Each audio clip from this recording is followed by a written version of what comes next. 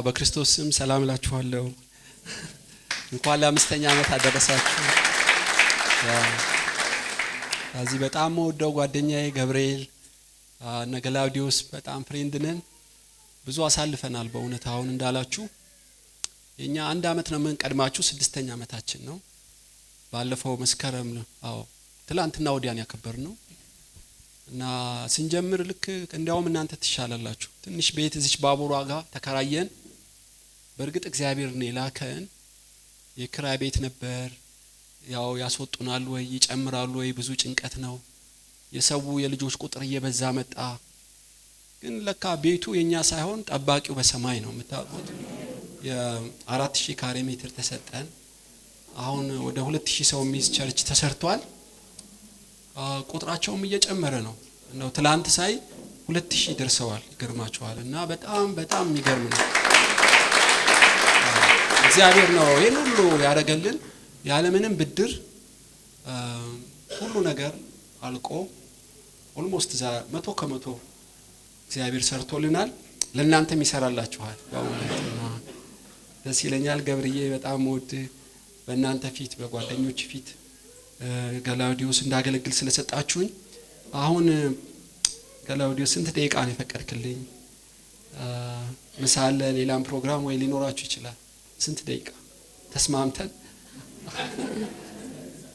ኦኬ 50 እስከ 1 ሰዓት ነው ያለኝ። እኔ 40 ደቂቃ ላድርግላችሁ እንዳይከብድ።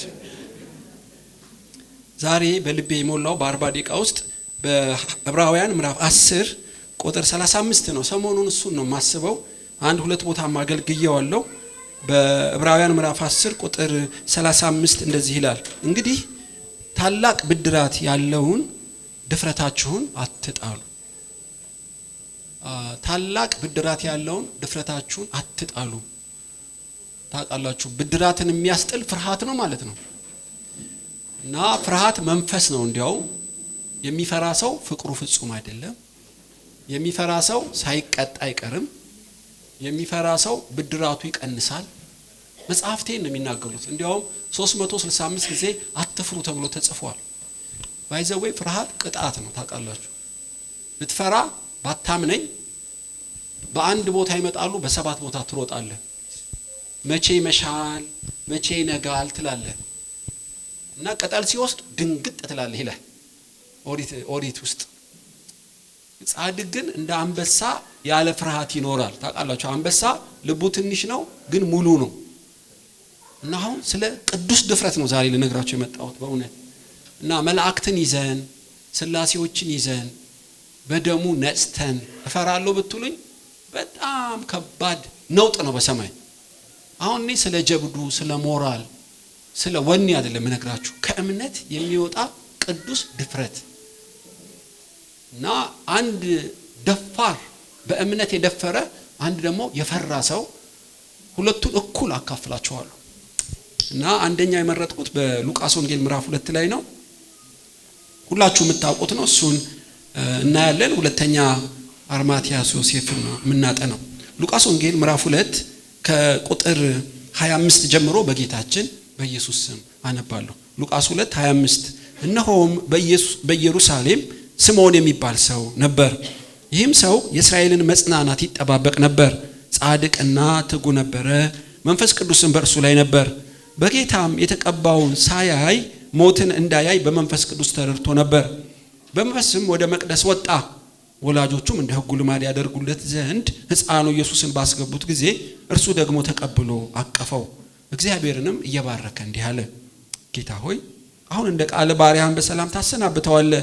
ዓይኖቼ በሰው ሁሉ ፊት ያዘጋጀውን ማዳን አይተዋልና ይህም ለአሕዛብ ሁሉን የሚገልጥ ብርሃን ለሕዝብህም ለእስራኤል ክብር ነው። ዮሴፍና እናቱ ስለ እርሱ በተባለው ነገር ይደነቁ ነበር። ስምዖንም ባረካቸው። እናቱ ማርያምንም እነሆ የብዙዎች ልብ ሐሳብ ይገለጥ ዘንድ ይህ በእስራኤል ላሉት ለብዙዎች ለመውደቃቸው ለመነሳታቸው ለሚቃወሟቸው ምልክት ተሹሟል። በአንቺም ደግሞ በነፍስሽ ሰይፍ ያልፋል አላት። እንጸልያለን ጌታ እንዲያስተምረን። ጌታ ሆይ 5 ዓመት የረዳሃቸው አንተ ነህ። ብዙ የቤት ክራይ እግዚአብሔር አምላክ ሆይ ብዙ የገንዘብ ችግር እነሆ ቢገጥማቸውም እንደ ዳመና ፈጥነህ እየደረስክ በማይዝለው ክንዱ ብርቱ ክንድህ የሚያስፈልጋቸውን እንደ ጠል ያዘነብክ በተአምራት እዚያ አድርሰሃቸዋል። ክብር ለአንተ ይሁን። ከዚህም በኋላ ተስፋ የሚያደርጉት አንተን ነው።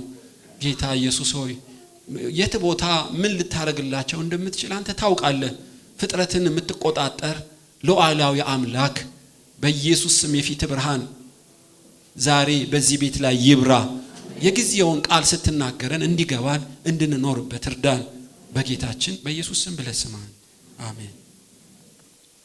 እንደምታውቁ ስምዖን ማለት እግዚአብሔር ይሰማል ማለት ነው። የሊያ የያዕቆብ ሚስት ሊያ የብሉይ ኪዳኑ ሁለተኛ ልጅ ነው። ሮቤ ስምዖን እና እግዚአብሔር ሰማይ ስትል ስምዖን አለችው ይላል። ይሄ አዲስ ኪዳኑ ስምዖን ግን ለየት ያለ ነው። እድሜው 113 ዓመት ነው። በዚህ አሁን የዘመረውን ያነበብኩላችሁ እና የአይሁድ የሸንጎ አባል ነው። ሸንጎ ማለት የአይሁድን እምነትና ፖለቲካ የሚመሩ 70 ሰዎች ማለት ነው። እነዚህ 70 ሰዎች መስፈርታቸው በጣም ብዙ ነው። ስለ ህፃናት፣ ስለ ህግ አፈጻጸም እና ስለ ማህበራዊ ኑሮ፣ ስለ ሴቶች፣ ስለ ወንዶች፣ ስለ ግሪክ ዕውቀት፣ ስለ ዕብራይስጥ፣ ስለ ብሉይ ኪዳን፣ ስለ መዝሙራት ሁሉ ይፈተናሉ። ያን ሁሉ ኬላ አልፈው ነው የሸንጎ አባል የሚሆኑት። ገማሊያ አንዱ ነው። ጳውሎስ ሳይቀየር በፊት ሌላው ነው። እነ ሂላል የተባሉ በጣም እነ ኒቆዲሞስ የተባሉ የህግ ፕሮፌሰሮች ስብስብ ነው ማለት እና በዛ ውስጥ ነበር ይሄ አሁን ትንቢት የተናገረው ስምዖን። እና በፊት ዓመተ ዓለም ነው የሚባለው ታውቃላችሁ። አሁን ዓመተ ምህረት ነው 1978 ነው 79 እያለ ይቀጥላል። በፊት ግን እየቀነሰ ነው 79 78 77 እና ልክ ኢየሱስ ሊወለድ አካባቢ ኦኬ አሁን ነቢያት የተናገሩት ኢየሱስ ሊወለድ ነው እና የዚህ መሲህ የዳዊት ልጅ መሲህ ተልኮ ምንድነው? አገልግሎቱ ምንድነው? ፍጻሜው ምንድነው? የሚል የቴዎሎጂ ክርክር ተነሳ በቤተ ክህነት እና ሁሉም በአንድ ድምጽ ይሄ የሚወለደው ከአብርሃም ዘር ከዳዊት ቤት ቤተልሔም ነው አሉ። አጨበጨቡ። በአንድ ድምጽ ጸና ይሄ ቃል። ዓላማው ምንድነው? ዓላማው ለእስራኤል ሕዝብ ከፍታ ሮምን የሚደመስስ ለእስራኤል ብልጥግና የሚያመጣ እና እንደ ሙሴ እንደ ኢያሱ እንደ ዳዊትና ሰለሞን የከፍታ ዘመን ነው አሉ። 99.9 ተስማሙ። አንዱ ስምዖን ብቻ ተቃወመ። እጁን አነሳ። ትክክል አይደላችሁም እና ምን ታመጣለህ አሉት። ከመጽሐፍት ውጪ ነው። በእርግጥ ለእስራኤል ክብር ቢሆንም ኢየሱስ ለአይሁድ ለአብርሃም ዘር አይደለም። እናስ ለሰው ሁሉ ነው። ለሰው ሁሉ የራስ ጉዳይ አሉት። መንፈስ ቅዱስ አድሮባቸው እነ ጴጥሮስ ታውቃላችሁ ከአይሁድ በቀር ለሌላ ይሰብኩ ነበር። ኢቭን ጴጥሮስና በርናባስ በድብቅ ለአሕዛብ ይሰብኩና አይሁዶችን ሲያዩ ይደበቁ ነበር። ጳውሎስ ግብዞች አላቸው ማለት ነው። በአምላክ ተምረው መንፈስ ቅዱስ አርፎባቸው ከአይሁድ ውጪ አጀንዳ አልነበራቸው እና ይሄ ስምዖን ገና ኢየሱስ ሳይወለድ ተልኮ ገብቶታል እና ይሄ መሲህ የሚመጣው ለሰው ሁሉ ነው አለ ማለት ነው። አልተቀበሉትም። ሁለተኛው ክርክር ተነሳ። የሁለተኛው አገልግሎቱ ምንድነው? በቃ ኢየሱስ ባለበት አጋንንት ይወጣል፣ በሽተኞች ይድናሉ፣ እልልታ ነው፣ ዝማሬ ነው፣ ሽብሸባ ነው እና እየጨመረ የሚመጣ የህይወት ወንዝ ነው አሉ። ሁሉም ሲቀበሉ ስምዖን አልቀበልም አለ። እናስ ምንድነው አገልግሎቱ? የሱም አገልግሎት በሰው ልብ ውስጥ ያለውን የሚገልጥ አብዛኞቹ እንቅፋት የሚሆንባቸው ለብዙዎች ለመውደቅ ለብዙዎችስ ለመነሳት እንዲያውም የሞትና የህይወት ሽታ ነው። የህይወት ሽታ ብቻ አይደለም። የራስ ጉዳይ አንቀበልም። ትንሳኤና ከፍታ እንጂ መውደቅ የሚባል አንሰማም አሉ። ሶስተኛው በተለይ ከጉባኤ ያሳገደው ነው። ይሄ መሲህ ሲወለድ በፈረስ ታጅቦ በሰማይና በምድር ጦር እየታገዘ ሮምን ጥርግ አድርጎ አውጥቶ የእስራኤልን ባንዲራ በመትከል በድል የሚሄድ መሲህ ነው አሉ። እልልታው ቀለጠ ነው ማለት በሸንጎ። ስምዖን ብቻ ተቃወመ። ነው መጽሐፍት እንደሚገባ አልገባችሁ ማለት ነው። እሱ የሚመጣው ለመገረፍ፣ ለመሰቃየት፣ ለመሞት ነው አለው። ውጣሉት። የምን ሞት ነው? የምን መገረፍ ነው? አንቀበልም አሉ። ከሸንጎ አባረሩት ነው ማለት እነ ጴጥሮስ ኢቭን እኮ አልገባቸው። የሰው ልጅ ማን እንደሆነ ትላላችሁ? አንተ የሕያው እግዚአብሔር ልጅ ነህ መንፈስ ቅዱስ ነው የገለጠልህ አባቴ ብሎ ወዲያው ሲዘባርቅ ታያላችሁ። ጴጥሮስ የሰው ልጅ በሽማግሌዎችና በካህናት እጅ አሳልፎ ይሰጡታል፣ በዛም ይገርፉታል። የምን መገረፍ የምን አሳልፎ መሰጠት? ይሄ ላንተ አይሁንብሃለው። ኢቭን ጴጥሮስ አልገባውም የመከራው ሚስጥር። ስምዖን ኢየሱስ ሳይወለድ ነው የገባው። ይገርማቸዋል። ከሸንጎ አባረሩት ነው የምላችሁ። አሁን ከሸንጎ አባረሩት ስል ክብደቱ እኛ ላይ ገባን ይችላል። ከሸንጎ አባረሩት ማለት ለቅሶ የሚደርሰው የለም፣ ሰርግ የሚደርሰው የለም፣ ቤትም ያከራየው የለም። በጣም አደጋ ነው። ከመወለዱ ጀምሮ እውር የሆነው ይሄ ነው ልጃችሁ? እውር ነበር፣ ማፈወሰው ኢየሱስ ነዋ አላሉ። እሱ ሙሉ ሰው ስለሆነ ጠይቁት አሉ። ለምን አሉ? ከምኩራብ እንዳያባረሯቸው የሚል ክብደቱን ልነግራችሁ ብዬ እና ስምዖን ግን አልፈራም። ለሸንጎ ስለ ኢየሱስ ተልኮ ስለ አገልግሎቱና ስለ ፍጻሜ ነገራቸው። ውጣ አሉት። ስለዚህ እነሱ ቢያስወጡትም ኢየሱስ ወዳጅ ሆኖ መንፈስ ቅዱስ ያደረበት ነበር። ጻድቅ ነበር፣ ቅዱስ ነበር፣ የእስራኤልን ቤዛ ይጠባበቅ ነበር። እና ከለታት አንድ ቀን መንፈስ ቅዱስ በጆሮ ሽዋሎ ስምዖን መከራ የተቀበልክለት ኢየሱስ ቤተ መቅደስ ነው፣ ማርያም ይዛው በ8 ቀኑ ስርዓት ልትፈጽም ወስደዋለች አለው። ስምዖንም ወደ ቤተ መቅደስ መጣ። አሁን እሱን ላንብብላችሁ። ባክግራውንዱ ይሄ ነው። እና ስምዖን ሕፃኑን ተቀብሎ ያለውን ይው ጌታ ሆይ ይላል ቁጥር 29 አሁን እንደ ቃል ባሪያህን በሰላም ታሰናብተዋለህ። ለምን? አይኖቼ በሰው ሁሉ ፊት ያዘጋጀውን ማዳን አይተዋል። ማርያም ስሚ፣ ዮሴፍ ቤተ መቅደስ ማለት ብዙ ደርቦች አሉ። ብዙ ሺህ እንደናንተ ተቀምጠው ሰዎች ሁሉ የሚያዩበት በአሕዛብ ደርብ ላይ ቆመው ከብዙ ሕፃን ኢየሱስን ከብዙ ሴቶች ማርያምን ነጥሎ ለያት። ገና እኮ የ8 ቀኑ ነው ከተወለደ። እና ኢየሱስን አቅፎ ማርያም ይኸውልሽ ይሄ ሕፃን ለእስራኤልና ለቤተሰቤ ብቻ ነው ብለሽ እንዳታስቢ፣ ለሰው ሁሉ መድኃኒት ነው። አሜን። ልብሽን አስፊው። በአንድ ዘር፣ በአንድ ቋንቋ፣ በአንድ ብሔር ላይ አትንጠልጠይ። ኢየሱስ እንደ ፀሐይ ብርሃን ሁሉ ጊዜ ነው፣ ለሁሉ ነው፣ በሁሉ ቦታ ነው። ይሄ አመለካከት ይገርማችኋል፣ በጣም ከባድ ነው። ብዙዎች ከራሳቸው ውጪ ሰውን ሁሉ ለማቀፍ በጣም ነው የሰው ልጅ የሚቸገረው። ስስ ብልታችን ነው። ይገርማችኋል፣ ሁሉም ወደ ገዛ ወገኑ ነው የሚያዘነብለው። እና ለመንፈስ ቅዱስ ዓለም አቀፍ ምልከታ ውስጥ የሚገቡለት በጣም ጥቂት ናቸው። በኢየሩሳሌም እናት ቤተክርስቲያን እያለች መንፈስ ቅዱስ የሄደው ወደ አንጾኪያ ነው። በርናባስና ሳውልን ለዩልኝ አለ። ለምን? ዓለም አቀፍ ልብን ያላቸው፣ ለሰው ሁሉ ልብን ያላቸው፣ ከራሳቸው ጎሳ ከራሳቸው ብሔርና ቋንቋ በላይ የሚያስቡ ነበሩ። አንዱ የተገኘው ስምዖን ነው ማለት ነው። ለሰው ሁሉ ነው ኢየሱስ ማለት በጣም ከባድ ንግግር ነው። ከአይሁድ በቀር ለማንም አይሰብኩም። ሄዳችሁ እዩት። ፊልጶስ ብቻ ነው ይህንን አስተሳሰብ ሰብሮ ለሳምራን የሰበከው። ድንበር ዘለል ሚሽነሪ ስለሆነ በዳመና አስቀምጦ ከቦታ ቦታ ያዘዋውረው ነበር። ያርግልን። በእውነት ነው የምላችሁ። ገድላችን ያሳነሰ ክብር የቀነሰ አንዱ ለሰው ሁሉ አለማሰብ መቻል ነው። እና ልጅሽ ልክ እንደ ፀሐይ ብርሃን ነው። በጸጋ ነው፣ በሁሉ ጊዜ ነው፣ በሁሉ ቦታ የሚያበራ ነው። እኛ በሽተኛ ስለሆነ መድኃኒት ነው ይላታል። አገልግሎቱን ልንከርሽልና ሁለተኛው ነው የነገራት ቁጥር 32 ላይ ዮሴፍና እናቱ ስለተባለው ይደነቁ ነበር። ስምዖንም ባረካቸው። እናቱ ማርያምንም እነሆ የብዙዎች ልብ ሐሳብ ይገለጥ ዘንድ ይህ በእስራኤል ላሉት ለብዙዎች ለመውደቃቸው ለብዙዎችም ለመነሳት ተሹሟል። ይሄ ልጅሽ አገልግሎቱን ልንገርሽ፣ እሱ ባለበት የሰው ልጆች ለሁለት ይከፈላሉ። ወይ እልል ይላሉ፣ ወይ ድንጋይ ያነሳሉ። ወይ ሞት ሞት ይሸታቸዋል፣ ወይ ህይወት ህይወት ይሸታቸዋል። የሰው ልጅ እኩል የሚከፍለው ልጅሽ ነው አላት። ስለዚህ ማርያም ገብርኤል ብጽዕት ነው አለሽ፣ ትውልድ ሁሉ ብጽዕት ይልሻል፣ ካንቺ የሚወለደው የዘላለማዊ ንጉስ ነው አለሽ። አሁን ሌላ ጆሮሽን ክፈቺ። ልጅሽ ባለበት አጋንንት አለበት ይሉታል፣ አበደ ይሉታል፣ ያናጢ ልጅ ይሉታል። አትደንግጪ። አንዳንዱ ደግሞ እግዚአብሔር እስራኤልን ጎበኘ እልል ይሉለታል። አትደንግጪ።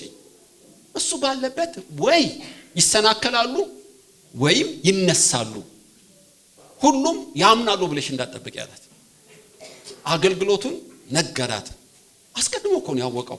ሶስተኛውና በጣም ከባድ ንግግሩን ይሁን ምን ይላል? በአንቺም ደግሞ በነፍስሽ ሰይፍ ያልፋል የሚለው በግሪኩ በሁለት በኩል የተሳለ ሰይፍ ልብሽን ይሰነጥቀዋል አላት። ገብርኤል ይሄን አልነገራት። ብጽዕት ነሽ ነው ያላት። ጌታ ካንቺ ጋር ነው ያላት። ደስ ይበልሽ ነው ያላት። ስምዖን ምን አላት? ሰይፍ ልብሽን እየሰነጠቀው ይሄዳል። ምን ማለቱ ነው? ስለወለድሽው ልጅ ብዙ መከራ ትጠፈጥፊያለሽ። ገና ግርግም ውስጥ ነው የምትወልጂው። ሳትታረሺ በምድረ በዳ ወደ ግብጽ ትሄጃለሽ። እጅና እግሩን በመስማር ሲሸነክሩ ታያለሽ። ዝግጁ ነሽ? ዮሴፍ እንዳልከው ስምዖን ይሁንልኝ። ዝግጁ ነኝ አለች ማለት ነው ማርያም። የኢየሱስ ፍጻሜ ገብቷታል። ለሰው ልጆች ሁሉ ዋጋ የሚያስከፍል ወንጌል እንደሆነ ገብቷታል። ይሄንን ወንጌል እንደዚህ ነው የገባው ስምዖን። ለሰው ሁሉ ነው፣ ለመውደቅ ለመነሳት ነው፣ ዋጋ የሚያስከፍል ነው ወንጌሉ። እና በዚህ ቅኝት የኖረው ሰው ምልክቱ ምንድነው? እሱ ምን ይላል? ጌታ ሆይ ሰላም አለኝ። በውጭ ሰውነቱ ቢጠፋም የውስጥ የማይወሰድ ሰላም አለው ማለት ነው ስምዖን። እና ከምኩራብ ተባሯል። በየቀኑ ይጨነቃል። ኤምአርአይ ውስጡን ብታነሳው ግን እንደ ወንዝ ሰላም ከውስጡ ይፈልቃል። ክርስትና እንዲህ ነው ባይዘው። ያው ሙሉ ለሙሉ ገላውዲዮስ ያለው ባይገባኝም እቺን ቤተክርስቲያን ለመትከል 5 ዓመት የወጣና የወረደውን መከራ ይመስለኛል። የገንዘብ ማጣት፣ የቤት ኪራይ ማጣት ይሆናል። ይሄ ግድ ነው፣ ሊያጠፋውም አይችልም። ገና ከዚህ በላይ ብዙ ዋጋ ይከፈላል። እና በመከራ ውስጥ ነው እስከ መጨረሻ አይተወንም እንጂ በዓለም ሳለን መከራ አለብን። ለምን? የዚህ ዓለም ገዢ ስላለ ነው። ታውቃላችሁ። እና ስምዖን ደስታ አለኝ ጌታ ሆይ፣ የውስጥ ሰላም አለኝ በብር በወርቅ የማይገኘው ይልና ሊሞት አንድ ቀን የቀረው የ113 ዓመት ሽማግሌው ሞትን አልፈራም ውሰደኝ ይለዋል። ሁለተኛው ምልክቱ ምንድነው? ከሞት ፍርሃት ነፃ መውጣት ነው። ዘካርያስ የተናገረው ትንቢት ይሄ ነው። ኢየሱስ የመዳን ቀን አስነስቶልናል። ከሞት ፍርሃት ነፃ ወጥተን እናመልከው ዘንድ ልጁን ላከልን። ከፍርሃት ነፃ ነበር ማለት ነው ስምዖን። እየዘመረ ያለ ፍርሃት ኖረ። እና 6 ቁጥር በመጽሐፍ ቅዱስ ላይ ተጻፈለት። ዘምሮ በጥበብ ወንጌልን ገልጦ ሞተ ማለት ነው። ነገር ግን አሁን ማካፈላችሁ ስለ ስምዖን አይደለም። ሁለተኛውን የዚህ ሰው ተቃራኒ ነው። በጣም ፈሪ፣ ብዙ መክሊቱን የደበቀ መጨረሻ ግን የባነነውን ሰው ምዕራፍ 23 ሉቃስ ወንጌል ቁጥር 50 ላይ እነሆም በጎና ጻድቅ ሰው የሸንጎ አማካሪ የሆነ ዮሴፍ የሚባል ሰው ነበር። ይህም በምክራቸውና በስራቸው አልተባበረም። አርማቲያስ ከምትባል ከአይሁድ ከተማ ሆኖ እርሱ ደግሞ የእግዚአብሔርን መንግስት ይጠባበቅ ነበር። ይሄውም ወደ ጲላጦስ ቀርቦ የኢየሱስን ሥጋ ለመነው። አውርዶም በተልባ እግር ልብስ ከፈነው። ማንም ገና ባልተቀበረበት ከአለት በተወቀረ መቃብር አኖረው። የመዘጋጀት ቀን ነበር፣ ሰንበትም ሊጀምር ነበር። ከገሊላም ከእርሱ ጋር የመጡት ሴቶች ተከትለው መቃብሩ ሥጋውንም እንዴት እንዳኖሩ አዩ። ተመልሰውም ሽቶና ቅባት አዘጋጁ። በሰንበትም እንደ ትእዛዙ አረፉ። ይሄ በጎና ጻድቅ የሆነው አርማቲያሱ ዮሴፍ ይባላል። እና በስውር ደቀ መዝሙር ነበር። ለምን በስውር? ዮሐንስ ማርቆስ 15:43 ላይ ስለፈራ ነው ይላችኋል። ፈሪው ዮሴፍ የሚል ቅጽል ስም አወጣውለት። ያኛው ደፋሩ ስምዖን ነው። ይሄኛውስ ስለፈራ ኢየሱስን በግልጥ አልሰበከው። የሸንጎ አባል ነው፣ ከሰባዎቹ አንዱ ነው። ነገር ግን ጻድቅ ነው፣ ቅዱስ ነው፣ ግን ፈሪ ነው። ይገርማችኋል። እና ኢየሱስ 7 ጊዜ ነው ክስ የቀረበበት በሸንጎ አባል ውስጥ። ለኢየሱስ ሲሟገትለት አታው ወይ የጌታ የኬዝ ስተዲ ሲቀርብ የዓመት ፈቃድ ይጠይቃል ወይ በድምጽ ተሐቅሞ ያልፈዋል። እና መሲህ ነው፣ የእግዚአብሔር ልጅ ነው፣ ማንም አይንካው አላለም። ለምን? ባለጠጋ ስለሆነ ሱቆቹ ሊዘጉበት ይችላሉ። አፈረበት ኢየሱስን። እግዚአብሔር ስልጣን ሰጠው። የሸንጎ አባል ስለ ክርስቶስ ሲሟገት አታውም። ለምን? ስለፈራ ነው። ፍርሃት ታላቅ ብድራት ያለውን እንደሚያስጥል ቅዱስ ቃሉ ይናገራል። ስምዖን ፈራ። ስልጣን ነበረው፣ ነገር ግን ፈራ። ስለ ክርስቶስ ሲሟገትለት አታዩ። በእውነት በዚህ ጉባኤ ዛሬ አዲስ ነገር ይሆናል። በድብቅ የሚፈሩ ነገር ግን እግዚአብሔር ባስቀመጣቸው ቦታ በፍርሃት ያሉ መንፈስና ሕይወት የሆነው ቃል ነፃ ያወጣቸዋል። አሜን አምናለሁ። እኔ ያለፈበትን እድል ነው የምነግራችሁ። ስለፈራ ሳይፈሩ ስልጣናቸውን ለወንጌል ያዋሉ ጥቂት ልንገራችሁ። ዮናታን ትላንትና ከትላንት ወዲያ ዳዊት የለም ወዴት ሄደ? የዓመት ፈቃድ ጠየቀኝ። ስለዚህም ፈቀድኩለት። ልካ አስጠራው። ለምንድን ነው ማስጠራው? እሱ በሕይወት እያለ ቀጣይ ንጉሥ አትሆንም አንተ፣ መገደል አለበት አሉ። በፓርላማ ፊት በንጉሥ ሳኦል ፊት ዮናታን ብድግ አለ። ትክክል አይደለም አባቴ፣ ጎልያድን የገደለ ስድብን ከእስራኤል ያራቀ ዳዊት ይሞታልን? አንተ የሴት ልጅ ብሎ ጦር ወረወረበት። በፓርላማ የሴት ልጅ ተባለ። በፓርላማ ጦር ተወረወረበት። ዮናታን እግዚአብሔር የሰጠውን ልዑልነት የንጉሥ ልጅነት ተጠቅሞ ለዳዊት ሲሟገት ታያላችሁ። ብዙ ሰው እንደዛ አይደለም። አስቴር የንጉሥ ሚስት ነሽ፣ ስልጣን አለሽ፣ አይሁዶች ሊገደሉ ነውና ወደ ንጉሡ ገብተሽ ንገሪው፣ በትር ካላነሳልኝ ልሞት እንደምችል አውቃለሁ። 3 ቀን ጾሙልኝ፣ ብሞትም እሞታለሁ፣ ስልጣኔን ተጠቅሜ እሟገተዋለሁ አለች። አስቴርም ወደ ንጉሡ ገባች። የሚገርም ነው። እግዚአብሔር አንዳንዴ ስልጣን የሰጣቸው ሰዎች በይሉኝታ ወንጌልን ሰውረው የማያገለግሉ አሉ። አንዱ አርማትያስ ዮሴፍ ነው። እና እግዚአብሔር ስልጣን ሁሉ ከሰማይ ነው እንደምታውቁት። ኢትዮጵያዊ አቤሜሌክ ኤርሚያስን ጭቃ ውስጥ ጨመሩት። ሮጦ ለንጉሡ ነገረው። ኤርሚያስ ጭቃ ውስጥ ገብቷል፣ አውጣው ዘንድ ፍቀድልኝ አለው። ሲፈቅድለትም ገመድ ልኮ ጎትቶ አወጣው። እግዚአብሔርም ለአቤሜሌክ ማለለት። ያንም ያህል ታላቅ ነቢይ ጉድጓድ ውስጥ ገብቶ ሊያወጣው ወደ ንጉሥ ገብቶ ሊፋረድለት የደፈረ የለም። ኢትዮጵያዊ አቤሜሌክ ግን ይህን አደረገ ተብሎ ተጽፎለታል። ጲላጦስም ኢየሱስን ግደሉት ብሎ ስቀሉት ብሎ ሊፈርም ሲል ታውቃላችሁ፣ ሚስቱም ህልም አለመች። ስለዚህ ሰው ሰቃያለሁ፣ ክፉ እንዳታደርግበት ተጠንቀቅ ብላ ደብዳቤ ጻፈችለት። ማንን? ጲላጦስ። ጲላጦስ እኮ ደብዳቤ የሚጽፍለት አይደለም፣ ይረሽንሃል። መርደረር እኮ ነው። መሰቀል እንደማይገባው አውቆ ስቀሉት ያለው ለስልጣኑ እንዲረዝምለት ነው። ነገር ግን ሚስቱ አልፈራችው። ምንም ብትገርፈው፣ ምንም አሳልፈ ልትሰጠው እንደሆን ባቅም፣ ምንም ስልጣንን የምትወድ ራስ ተኮር ብትሆንም እነግርሃለሁ መሰቀል አይገባውም። ተጽፎላታል። ይገርማችኋል። ዳንኤል፣ ናቡከደነጾር፣ ብልጣሶር ትክክል አይደለም ያለከው። የሰማይ አምላክን ትተህ ነዋያተ ቅድሳቱን ከሴተኛ ዳሪ ጋር ጠጣህበት። እግዚአብሔር መዘነ፣ ቀለ ተገኘ፣ ወገብን ከፈለው፣ መንግስትን ከፈለው ማለት ነው። ይገርማችኋል። ሳይፈሩ ለነገስታትና ለህዝቦች የሚናገሩ አሉ። አርማትያስ ዮሴፍ ግን በስውር ደበቀው ኢየሱስን። የሸንጎ አባል ነው፣ አልተሟገተለትም። ታውቃላችሁ፣ መጥምቁ ዮሐንስ ሄሮድስ አሰረው እስር ቤት። ገዳይ ነው ዮሐንስ። ሄሮድስ ሚስቱን ገሏል፣ አክስቱን ገሏል፣ ልጆቹን ገሏል ለስልጣኑ ሲል እና ዮሐንስን አስጠሩት አለ። ስለ ጽድቅና ስለ ኩነኔ ይነግረው ነበር ይላል። ይገርማችኋል። የወንድምን ሚስት ፍታ ይለዋል። ሊገለው እንደሚችል እኮ ያውቃል። አንገቱንም የቀነጠሰው እሱ ነው። ይህንን የዘላለም ወንጌል ሳይፈሩ ስልጣናቸውን ተጠቅመው ያገለገሉ አሉ፣ ያላገለገሉም አሉ። ጎመን በጤና ብለው ቁጭ የሚሉ አሉ። እግዚአብሔር የጽድቅ ድፍረት ይሙላብን ወገኖች፣ ለሰዎች ሁሉ። ስለዚህ ነው አርማትያስ ዮሴፍ ሰወረው፣ ደበቀው። ስልጣኑን አልተጠቀመበትም። እግዚአብሔር ሌላ እድል ሰጥቶታል። የዘላለም አምላክ ኢየሱስ አዳኝ እንደሆነ አርማትያስ ዮሴፍ ገብቶታል።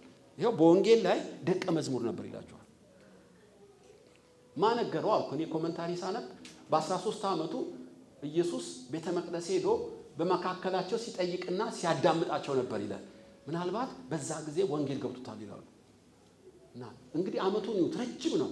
በነዛ ሁሉ ዓመታት ኢየሱስ መሲህ እንደሆነ ያውቃል። ነገር ግን ሰብኮለት አያውቅም። ስልጣኑን አልተጠቀመ፣ ወንጌሉንም አልገለጠም። ፈርቶ ዝም አለ። ፈርቶ ዝም አለ። እንዲያውም ባለጠጋ ነበር ይላችኋል። የብልጥግናውን ልክ ልንገራችሁ። ብልጥግናው ፍልፍል ዋሻ ነው ለመቀበሪያ እንደ ፈርዖኖች ያስፈለፈለው። እና የመቀበሪያ ቦታው በመናፈሻ ውስጥ ነበር ይላል። በጣም ብዙ ሚሊየንስ ብር ነው ያወጣው ከብልጥግናው ብዛት የተነሳ። ለኢየሱስ ግን ሻይ ሲገዛለት አታው። እንዲያውም ሉቃስ 8 ላይ 5 ሴቶች ነበሩ፣ እነ ሰሎሜ የኩዛ ሚስት እነ ማርያም በገንዘባቸው ኢየሱስን ያገለግሉት ነበር። አርማትያስ ዮሴፍ ግን ቤሳ በስቲን ሲሰጠው አታው። እና እሱ ፎቅ ይገነባል፣ ሼር ይገዛል፣ ቢዝነሱን ያገላብጠዋል። ለወንጌል የለም፣ አስራት የለ፣ መባ የለ፣ ክራይ የለ፣ ለአገልጋይ ቀለብ የለም፣ አይሰጥም። ብር አለው። ድሆች ሲሰጡ ባለጠጋው ግን አይሰጥም። የተጻፈ ምንም ነገር አታገኙ። ታውቃላችሁ፣ ስልጣኑን ደበቀው፣ ወንጌሉን ደበቀው፣ ገንዘቡንስ ለራሱ ደበቀው። የመኖር ትርጉሙን አላወቀም ማለት ነው ሰው። ይሄው 1 ሚሊዮን ለእግዚአብሔር ቤት ሰጥቻለሁ አለ ዳዊት። ብርና ወርቅ ድንጋዩና ናሱ ይሄው ልጄ ሰለሞን ነው። የኦርናን አውድማ በ600 ሰቅል ገዝቻለሁ።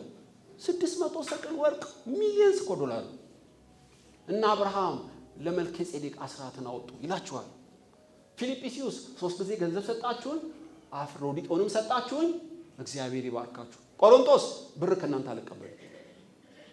የሚያበራየውን አፉን አትሰር የተባለው ለማን ይመስላችኋል? ቃል ሰብኬ እንጀራ ከእናንተ መብላት ያንስብኛል? እሺ በእኔ ላይ ትታበያላችሁ? አልቀበልም ብር። የማጠናና የምጸልይበትን ሰዓት ድንኳን እሰፋለሁ፣ ነገር ግን ወንጌሉን አላቆመው። ቆሮንቶሶች አላቸው እኮ አይሰጡም። ፊልጵያንስ ድሆች ናቸው፣ ልግስናቸው ልነግራቸዋቸው። ይሄ አርማትያስ ዮሴፍ ባለጸጋ ነው፣ ነገር ግን አይሰጥም። ለክርስቶስ ወንጌል አይሰጥም። እድሉ አመለጠው። ያደገበት ደግሞ በአርማትያስ ነው ይላል። አርማትያስ ማለት እንዴት ልበላችሁ፣ ለንደን ወይም ኒውዮርክ እንዳደገ ሰው አይነት ነው። የነ ሳሙኤል መንደር ነው። የቴዎሎጂ ትምህርት ቤት አለ። የቄሶች መንደር ነው ያደገው። በአጭር ጊዜ ስነ መለኮት ዕውቀቱና የአእምሮ ብልጥግና ካደገበት ሰፈር አንጻር፣ ነገር ግን ለክርስቶስ ወንጌል አላዋለው። ትዝ ይላችኋል፣ ሙሴ በፈርዖን ያደገው ቤተ መንግስት ውስጥ የፈርዖንን ጥበብ ተውሶ ህዝቡን ሊያገለግል ነው የዋለው። ነህምያስ በ127 ሀገር ላይ ጠጅ አሳላፊ ነበር። በጣም ብዙ የኢንጂነሪንግ ዕውቀት አቋል። በበለጠገው ሀገር በንጉሱ ፊት ያገኘውን ጥበብ ቅጥሩ ለፈረሰበት ለአገሩ ዋሉ። ታውቃላችሁ። እና አንዳንዶች ህዝባቸውን ይረሳሉ። እንዲያውም አገራቸውን የሚረግሙም አሉ። ያሳደጋቸውን ህዝብና የተወለዱበትን ምድር በመርሳት ለራሳቸው ብቻ የሚኖሩ አሉ። አርማትያስ ዮሴፍ እንደዛ ነው የሆነው። ያን ሁሉ ብልጥግናውን ለወንጌል ሲጠቀምበት አታዩ። ለዚህ ሁሉ ያበቃው ምንድነው? ለዚህ ሁሉ ያበቃው ዮሐንስ ማርቆስም ሲጽፉልን ይፈራ ስለነበር። ፍርሃቱ ብዙ ነገር አሳጣው ወገኖች። ነገር ግን ይሄ ታሪክ በዚህ አያበቃም። በጣም የሚገርመው የታሪኩ ፍጻሜ ላይ ልመጣላችሁ ነው። ቅድም ያነበብኩት ላይ ገንዘቡ እንቅብ ውስጥ ቀርቅሮታል፣ ስልጣኑን ቀርቅሮታል፣ ያደገበትን ቀርቅሮታል፣ ወንጌሉን ቀርቅሮታል። ልክ ኢየሱስ 9 ሰዓት ላይ ሞተ ማለት ነው። ልክ 12 ሰዓት ላይ ሰንበት ስለሆነ በሕጉ ከ12 ሰዓት በኋላ ቅጠል መልቀም አትችልም። አይሁዶች አደጋ ነው የሚጥሉብህ። ሰንበቱ ድርብ ነው። አንደኛ ቅዳሜ ነው፣ ሁለተኛ የዓመቱ ሰንበት ነው እና ታላቅ ሰንበት ስለሆነ በመስቀል ላይ አስከሬን አይኑር የሚል ሕግ ስላለ ሲያዩዋቸው አይሞቱም። አንዱን እግሩን ያው ቆረጡት፣ ደሙ ፈሶ እንዲሞት ይመስለኛል። ወደ ኢየሱስ ሲመጣ ሞቷል፣ ሲወጋው ደምና ውሃ ፈሰሰ፣ ሞቷል ማለት ነው። እና 9 ሰዓት ላይ ኢየሱስ ሞተ፣ ትተውት ሄዱ። ሐዋርያቶችም ነጠላቸውን ጥለው ይብን ሮጡ። በቀውጢ ወቅት በጨለማ ሰዓት ኢየሱስን ለመቅበር የተዘጋጀ አንድም ሰው አልነበረ። አታምኑ። ልክ 9 ሰዓት ላይ ፀሐይ ጨለመች፣ ምድር ተናወጠ። ከየት እንደመጣን ያላቀም እስካሁን ችግሩን የዘበዘብኩት ሰው አርማትያስ ዮሴፍ ድንገት ብቅ አለ። ታምር ነው። ሲያይ አሳ ይበላ የለም፣ ፈውስ የተቀበለ የለም፣ ሐዋርያ የለም። ኢየሱስ ብቻውን ተንጠልጥሏል። አስከሬኑ ታውቃላችሁ። ዮሴፍ ፊት ታላቅ እድል ገጠመው ማለት ነው። ወደ ጲላጦስ ገባና ስጋውን አስፈቅዳለሁ። ለምን? የሸንጎ አባል ስለሆንኩ ቤተ መንግስት መግባት እችላለሁ፣ ስልጣን አለኝ። ወይስ የኢየሱስ ወገን ነህ እንዴ ይለኝና ብዙ ቢዝነስ ይዘጋብኛል። እኔ አያገባኝም። ሐዋርያቱ ይቅበሩት፣ የሚያገባቸው ይቅበሩት። እኔ ማቤት ነኝ። ሰዓቱ አልፏል። ሁለቱም በእጁ ነው ሞትና ህይወት። አርማትያስ ዮሴፍ ያደረገውን ሄዳችሁ ይገረማሉ። ልክ 9 ሰዓት ላይ 3 ሰዓት ነው የቀረው ማርሽ እንደሚቀይሩ ኢየሱስን ፊት ለፊት ሲያየው ምን ፍርሃት ከውስጡ እንደወጣለት አላውቅም። ማርቆስ 15 አርማትያስ ዮሴፍን ደፍሮ ይላችኋል። ቀድም እኮ ፈርቶ ነው ያልኳችሁ። አሁን ፍርሃቱን ጥሎ ደፍሮ ወደ ጲላጦስ ገባ። ጲላጦስ ገባ ስላችሁ ቀላል አይምሰላችሁ። ከ3 ሰዓት በፊት ኢየሱስን የገረፈው መርደረር ሰው፣ እሱንም ሊገለው የሚችል አደገኛ ሰው፣ የፈለገውን ያርገኝ። ቤተ መንግስት ለመግባት ካርድ አለኝ፣ ዘበኞች ሰላምታ ይሰጡኛል፣ እገባለሁ። ኢየሱስን የገረፈበት ደሙ ሳይደርቅ አነጋግረዋለሁ። ከዚህ በኋላ አላፍርበትም። ስልጣኔን ተጠቅሜ ወንጌሉን እሰብከዋለሁ። የቀረኝ 3 ሰዓት ነው። አሁንም ተስፋ አለኝ። ጀመረው ሩጫው። ቤተ መንግስት ሲገባ ቢሮውን ሲከፍት ጲላጦስ ቁጭ ብሏል። ኢየሱስ እንደተሰቀለ በሱ ፊርማ እንደተሰቀለ ፊቱን ማየት ትችላላችሁ፣ ምን እንዲሆን እንደሚችል። ቀና ሲል አርማትያስ ዮሴፍ ፊቱ ቆሟል። ዮሴፍ ባለጠጋው ለምን መጣ? የኢየሱስን አስከሬን ፍቀድልኝ እቀብረው ዘንድ። የኢየሱስን? አንተ ከሱ ወገን ነህ እንዴ? እስከ ዛሬ ግብር ስትገብር ነው ማቀው፣ ስለ ታክስ ስትከራከር ነው ማቀው፣ ሱቅ ስትከፍት ነው ማቀው። አንተ ደቀ መዝሙር ነህ እንዴ? እሱ እስከ ዛሬ ነበርኩ፣ ስለፈራው ደብቄው ነበር። ከዚህ በኋላ አልፈራም። የሱ ወገን ነኝ፣ እቀብረዋለሁ። አሁን እኮ አይፈውስም፣ አያስተምርም። ሞቷል እኮ አልገባህም። የሞተ ይመስልሃል እንጂ ይነሳል። አምናለሁ እኮ እያመንክ እስከ ዛሬ ለምን ደበከው? ስለፈራው። ፍርሃትን ምን ነቀለልህ? ይገርምሃል። ሞቱን ትኩር ብዬ ሳይ ፍርሃት ከኔ ወጣ። አስገራሚ ነው። መቶ አለቃ መሞቱን ቼክ አድርግልኝ። ሞቷል፣ ቼክ አድርጌዋለሁ። አርማትያስ ዮሴፍ እንዲቀብረው ፈቅጃለሁ። ማህተም ያለው ደብዳቤ ሰጠ። ከጌተሰማኒ ቤተ መንግስት እስኪሄድ ተመልከቱ። ምናልባት 30 ደቂቃ ተቃጠለ። 2 ሰዓት ተኩል ነው የቀረው። ከዛ ስልጣኑን ተጠቅሞ ፊርማ ይዟል እንዲቀብረው። ሩጫ ወደ ገበያ። ገንዘቡን ለወንጌል መመንዘር ጀመረ። 400 ሰቅል የገዛውን ነው። እንዲያውም እዚህ ጋር ጽፌዋለሁ። 100.45 ኪሎ ግራም ከርቤ ዮሐንስ 19:40 ላይ 600 ሰቅል 45 ኪሎ ግራም የሚፈጅ ከርቤና አስከሬኑ ላይ የሚነሰነሱ ቀመማት ከገበያ ገዛ። ገንዘቡን ለኢየሱስ አለው። ገርማቸዋል። ባንዴጅ ገዛ፣ ምስማር መንቀያ መዶሻ ገዛ፣ ከመስቀል ማውረጃ ገመድ ገዛ። ገንዘቡን ሁሉ ይዘረዝረው ጀመር። ገባው ከገበያ ሩጫ ወደ መስቀሉ። ይገርማቸዋል። ምናልባት 1 ሰዓት ነው የቀረው። ከ12 ሰዓት በኋላ ላድርግ ቢልም አይችልም። ማንም የማይሰራበት ጨለማ ይመጣል። ቀን ሳለ ልፈጽም ይገባኛል የተባለውን በስምዖን ያየሁት። አየህ፣ እና ልክ መስቀሉ ጋር ጎልጎታ ሲደርስ በሌሊት ኢየሱስን ያነጋገረው ኒቆዲሞስ ቆሟል። ሰውም አዘጋጀለት። ኒቆዲሞስ አንተም እንደኔ በስውር ነበርክ? አዎ በስውር ነበርኩ። በቃ ኩብኩባ ደጎቢያ የበላውን ዓመታት ለመካስ አሁን አግዘኛለሁ። አግዛለሁ። አሜን አሜን። በገመድ ኢየሱስን አወረዱት። ከእጁ ላይ እሾኩን ምስማሩን መንቀል ጀመሩ። የደረቀውን ደም ማጠብ ጀመሩ። የደረቀ ደም በብሉይ ኪዳን አስከሬን ከነካ ትረክሳለህ። ደም ከነካማ አለቀልህ። ደሙን እኮ ነኩት፣ አጠቡት እኮ ስጋውን፣ አስከሬኑን እኮ ነኩት። ኖ የሱ ደም እኔን ያነጻኛል። አየ በድኑ ሕያው ነው። በስጋው በኩል ወደ እግዚአብሔር መንግስት መግቢያዬ ነው። ወንጌል እኮ ነው የሚሰብከው። ስጋውን ሲያጥበው የኢየሱስን ስጋ፣ ደሙን ሲያጥበው አየ ለሚያዩት ሁሉ ወንጌል እየሰበከ ነው። አላፈረበትም። ታውቃላችሁ ገንዘቡን ለወንጌል፣ ስልጣኑን ለወንጌል፣ ያመነውን ወንጌል በአደባባይ አስከሬኑን በማጠብ ስለዚህ ከፈኑት። ከኒቆዲሞስ ጋር ተሸክመው አስከሬኑን በራሱ መቃብር አኖረው።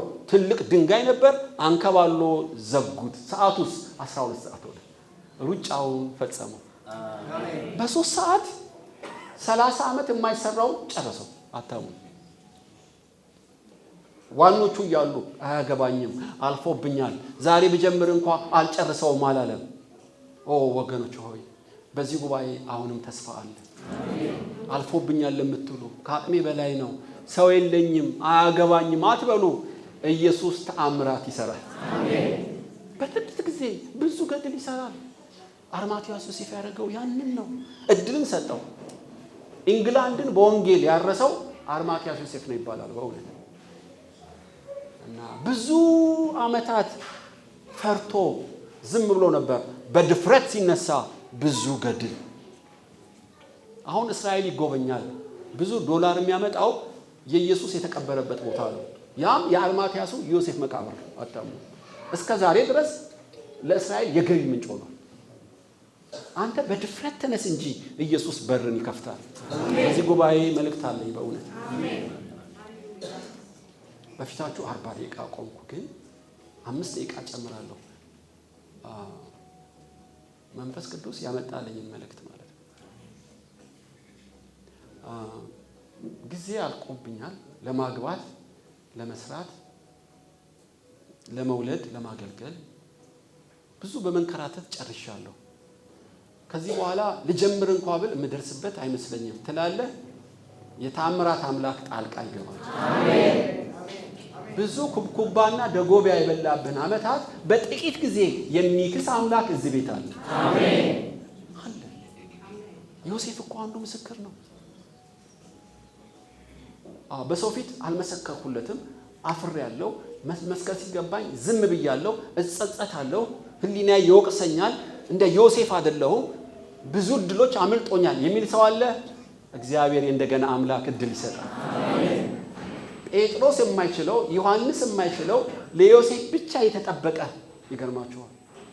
ለዚህ ጉባኤ የተጠበቀ የተዘጋጀ ነገር በእጃችሁ ይገባል። አሜን። ምንድን ነው? እኔ አላውቅም። ጲላጦስ እኮ መርደረር ነው፣ ለሱ ወንጌል መስበክ የማይቻል ነው፣ ልቡ ጠንካራ ነው ትላለህ። ከአንተ ጋር ያለው አምላክ ድንጋዩን ያቀልጠዋል። አሜን። ጲላጦስን ማህተም ያለው ፈቃድ ካጻፈ ዛሬም የዮሴፍ አምላክ የእናንተ አምላክ አሜን። ሰዎችን ያስገዛላችኋል። አሜን። ጨካኙን ያራራላችኋል። አሜን። ብቻዬን ነኝ እንዳትል ኒቆዲሞስ እንደተሰጠው ለአርማትያስ ዮሴፍ ለዚህ ጉባኤ የሚያዘጋጀው ሰው አለው። አሜን። አንቺ ያላሰብሽው በጨለማ ሰዓት የተዘጋጀ ሰው ያገኝሻል። አሜን። ስምዖን አገኘው። ያላሰበው ኒቆዲሞስ ይገርማችኋል። የሚረዳና የሚያግዘው ብቻዬን ነኝ የምትል ሰው አለ። እግዚአብሔር ሰው ያዘጋጃል። አሜን። እሱ ያዘጋጀውን በትክክለኛ ሰዓትና ቦታ ይገልጠዋል። አሜን። ብቻችሁን አይደላችሁ። ገንዘቤ ለሚጠፋ አዋልኩት፣ ሌባ በማይሰርቀው ብል በማይበላው በሰማይ መዝገብ አልሰበሰብኩም ብላችሁ ትጸጸታላችሁ። እግዚአብሔር ይላል አሁንም እድል አለ። አሜን። እድል አለ። ታውቃላችሁ በብሉይ ኪዳን አንድ ሞዶ ጥቅስ አለ። ኃጢአት ብትሰሩ 4 ጄነራሎችን እልካለሁ። የእግዚአብሔር ጄነራሎች ታውቃላችሁ፣ አንበጣ ነው አንደኛ። እምሽቅ አድርጎ ቅጠሉን ይበለዋል። ደጎቢያ ቅርንጫፉን ይበለዋል። ኩብኩባ ይመስለኛል ግንዱን ይበለዋል። ምስጥ ገብታ ስሩን ትበለዋለች፣ ይጠፋል ማለት ነው። አሁን በዚህ ዓመት 100 ኩንታል ካመረትክ ኃጢአት ከሰራ 100 ኩንታል ጭጭ ነው የሚያደርጉት። ተጸጽተ ንስሐ ከገባህስ በሚመጣው ዓመት 300 ኩንታል ይሰጣቸዋል። አሜን። ምን ማለት ነው? ሂሳቡን ነው እኮ መሰላላችሁ። 100 ኩንታል ያለፈው ዓመት ነው ኩብኩባ ይበላው። 100 ኩንታል የዛኛው ዓመት ነው ያረስክበት። 100 ኩንታል ቦነስ ነው ይጨመርልሃል። እንዳትጸጸት እጥፍ አድርጎ የሚባርክ አምላክ አለ። አሜን። ስለዚህ ነው አርማትያስ ዮሴፍ ብዙ ኩኩባ አብልቶበታል፣ ብዙ ደጎቢያ አብልቶበታል። ወደ አምላክ ሲመለስ ማንም ሊሰራው የማይችል ለሱ ብቻ የሆነ መንፈሳዊ ኦፕሬሽን አዘጋጀለት። ኢየሱስን መቅበር እኮ ድል ነው። ማንም ሊያገኘው አልቻለም። መልአክ እንኳን አይችሉም። ታውቃላችሁ፣ ለዮሴፍ አዘጋጀለት። እግዚአብሔር ያዘጋጃል፣ እድልን ያዘጋጃል። መልእክት አለኝ በዚህ ጉባኤ።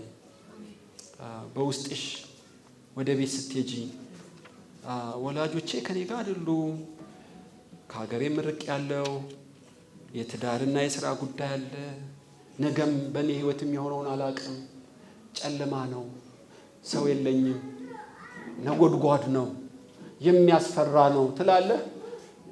የዮሴፍ አምላክ ከእናንተ ጋር አለ። አሜን። ድንቅ ነው። ሰው ያላሰበው በሰው ያልተገመተ እግዚአብሔር ለሚወዱት ያዘጋጀው ይሆናል። አሜን። እግዚአብሔር ይላል እኔ ከእናንተ ጋር ነኝ።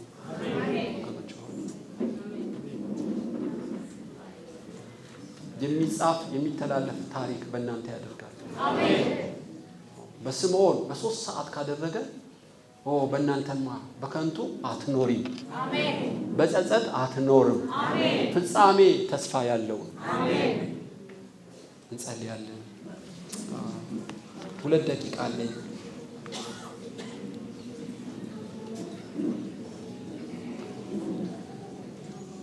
ጌታ ሆይ ህሊናዬ ይወቅሰኛል፣ ብዙ ጊዜ ባክኖብኛል።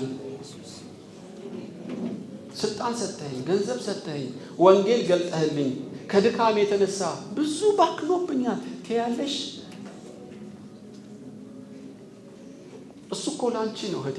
እኔ ሉዓላዊ ኤልሻዳይ ነኝ።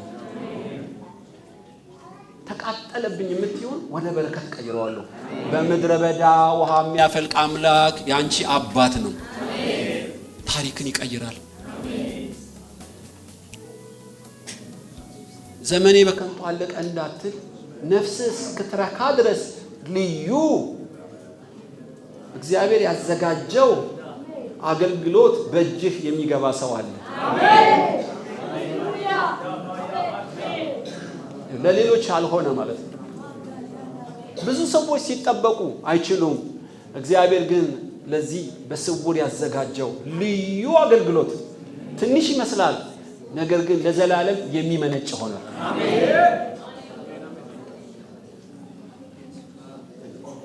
ረጅም ዓመት ስላገለግልክ አይደለም። አንዳንድ አገልግሎቶች መለኮታዊ ናቸው፣ ለዘላለም የሚሰበኩ ናቸው፣ ለዘላለም የሚነገሩ ናቸው፣ ለዘላለም የሚጠኑ ናቸው። ለአጋርም ውሃ ፈለቀላት የሚለውን እስከዛሬ ውሃው ግመሎች ይጠጡታል። እስከዛሬ እግዚአብሔር ያፈለቀው አይደርቅም፣ አይደርቅም። ስለዚህ ልጄ አትጸጸት፣ ስለ ትላንት አትጸጸት።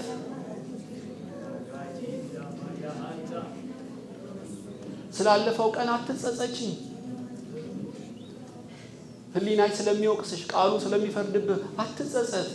እግዚአብሔር እኔ ሉዓላዊ ነኝ፣ ያላሰብከው ያልገመትከው እግዚአብሔር ግን ያዘጋጀው ልዩ ነገር ይሆናል።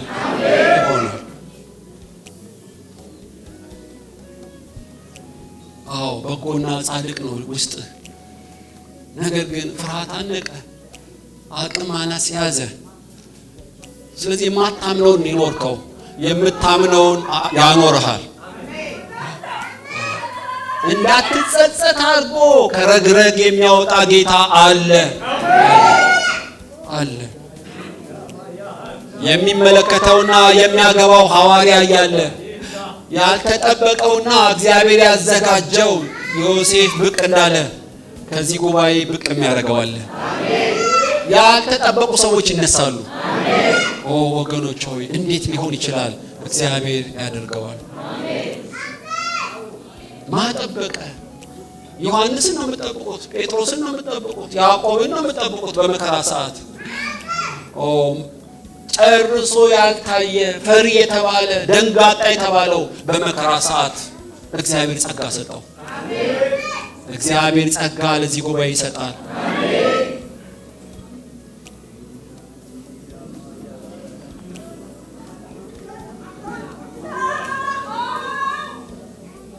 ጌታ ተረኛ ዮሴፎች በዚህ ጉባኤ አሉ።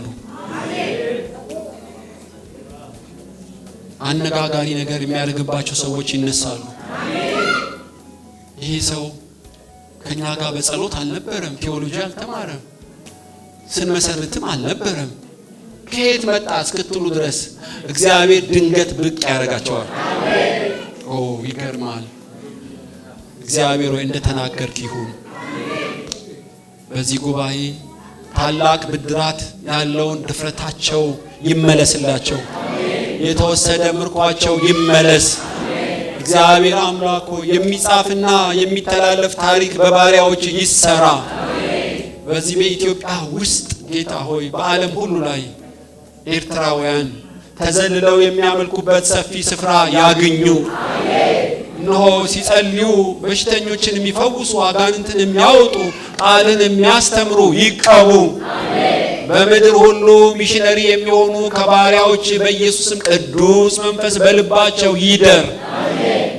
ጌታ ሆይ የጥበብና የእውቀት ቃል የተሞሉ ማላጆች፣ አይናቸው የተከፈተ በገንዘብ ባለጠጎች፣ በአገልግሎት ኃያላን ይነሱ። ጌታ ሆይ በአዲስ አበባ ብቻ አልልህም፣ እነሆ በየትኛውም ኤርትራን ባሉበት ለዛች ምድር የፈውስ ምክንያት የሆኑ በኢየሱስ ስም ይቀቡ። ባለስልጣናትን በወንጌል የሚሞግቱ ይነሱ። እግዚአብሔር በገንዘባቸው ለወንጌል የማይሳሱ ይቀቡ። ያገኙትን አጋጣሚ ሁሉ በኤርትራና በዓለም ለተበተኑ ኤርትራውያን የሚደርሱ ሚሽነሪዎች ዛሬ ይቀቡ። አምላክ ሆይ በድፍረት ሳያፉበት እንደ ስምዖን ወንጌልን በአደባባይ የሚሰብኩ የተማረ አንደበት ያላቸው አይናቸው የተከፈቱ በኢየሱስ ስም ይቀቡ። ጸልያለሁ አምላክ ሆይ ፍርሃት ይነቀል። ካንተ ዘንድ አይደለምና ሸሽገን እንዳንሞት፣ አፍረንብህ እንዳንሞት፣ ሳናገለግልህ እንዳንሞት የፍርሃት መንፈስ ይገልበጥ። ራስን የመግዛትና የኃይል መንፈስ ይሞሉ። እንደ ጻድቃን ሰማዕታት፣ እንደ ሐዋርያት እግዚአብሔር አምላክ ሆይ ዘመናችን ላንተ የተዋጀ ይሁን። በዚህ ቤተክርስቲያን የራሳቸው ማምለኪያ ጣቢያ እንድትሰጥ፣ ልጆች የሚማሩበት፣ ህዝቡ የሚያመልክበት ሰፊ አዳራሽ ለኛ እንደደረስክልን ድረስላቸው። በዚህ ለሚያገለግሉ ሁሉ ቀለብ እንዳያጡ የሚያስፈልጋቸውን በኢየሱስ ስም ሙላባቸው። በዚህ ላሉ ፓስተር ገላውዲዮስ፣ ለሽማግሌዎች፣ ለሰንዴ ስኩል አስተማሪ ለገብርዬ ጌታ ሆይ በስውርና በግልጥ ለሚያገለግሉ ሁሉ የተባረኩ ይሁኑ። የታመሙ በደም ስጋ አጥንታቸው ላይ በመድኃኒት እየታገዙ እግዚአብሔር አምላክ ሆይ ጤናቸው ለታወከ አሁን ፍጹም ጤና ስጣቸው። በማያውቁት ምክንያት እንቅልፍ ላጡት ሁሉ ሰላም ይሁን። ትዳር ላጡት፣ ቤት ላጡት፣ ልጅ ላጡት ማልዳለሁ በኢየሱስ ስም ሙላባቸው። ምናልባት ሰው ሞቶ በሐዘን ልቡ ለተጎዳ፣ በአገር ቤት የሥጋ ዘመዶቹን ለሚናፍቅ፣ እግዚአብሔር ቤት ኪራይ እንኳን ለመክፈል አቅም አጥቶት ለሚፍገመገም አቤቱ በኢየሱስ ስም የሰማይ ብርሃን በልባቸው ያብራ። ጌታ ኢየሱስ ዛሬ ስለነበረን ስለሰጠን ጊዜ ሁሉ እናመሰግናለን። ክብር በሰማይ ላንተ፣ በረከቱም ለኤርትራውያን ሕዝብና መንግስት ይሁን። በጌታችን በኢየሱስ ስም ብለህ ስማ።